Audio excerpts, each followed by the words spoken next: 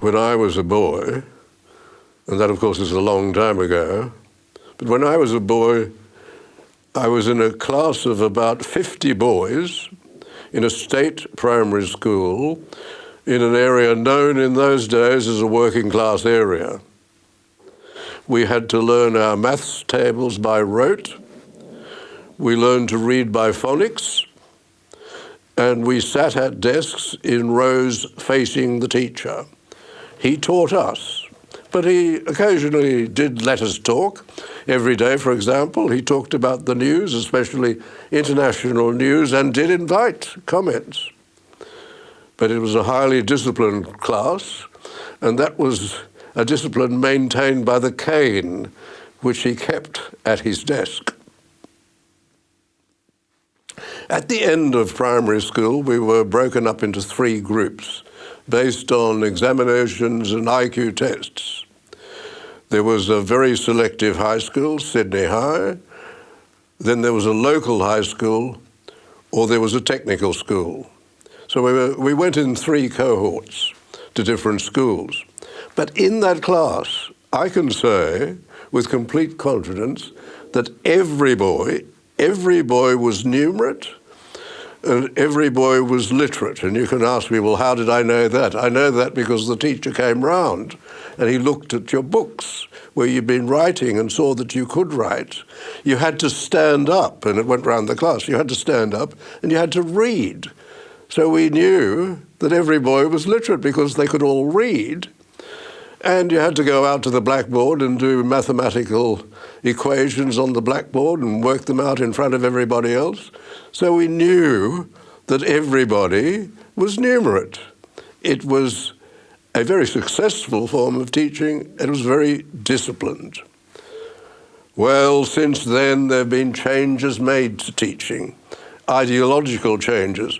I remember when I became a lecturer in a university, it was an Institute of Technology, we were put in a little group which had to be given a bit of tuition by somebody from the local education institute, and we were told about how to teach, and it was very much the modern form of teaching where you don't teach, you get people to do their own research and come up with conclusions themselves. Well, that might be all right in an Institute of Technology or in a university. Don't think it is. But it certainly isn't all right in primary school. Teachers have to teach. There are always people talking about changes in education. I remember when the Prime Minister, Kevin Rudd, came out and he said there's going to be a revolution in teaching. And he held up a computer, a laptop. This was going to be the magical thing in education. And as we know, and we'll be putting up a cartoon showing the Australians' comment on this, you can see there where there is this Rudd-like view that computers will solve things. Of course they don't. They're useful, particularly later on, but not in early education. Well, the NAPLAN tests have come out, and they've shown terrible conclusions which have been going for a number of years. 1 in 3 are below the expectations in the program in literacy and numeracy. They have to be written now in such a way that they're not too offensive because the Teachers' Union hates the NAPLAN tests. They're trying to get rid of them. They don't want you or any of us to know what's really happening in education. But effectively that means 1 in 3 are next to illiterate in an education system which is costing a lot of money.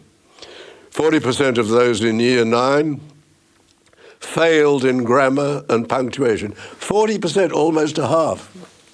Yet, in the 10 years since the Gonski reforms, do you remember the Gonski reforms? They were going to solve everything. $600 billion has gone into education, and it's constantly getting worse. Certainly the tests this year show that. And when they're compared with other countries, Australia is a declining country. This is yet another example of the misfeasance of the political class and the bureaucracy And unfortunately, the failure of the coalition when they come to government to reverse these monstrosities. This decline in the comparison with other countries is appalling. I can remember as a young man that Singapore was a very poor country. Now, it's people with no mineral resources like Australia. The people of Singapore, in terms of gross domestic product per capita, that's the measure which shows how rich we are in income, the total income of the country, divided amongst all the residents.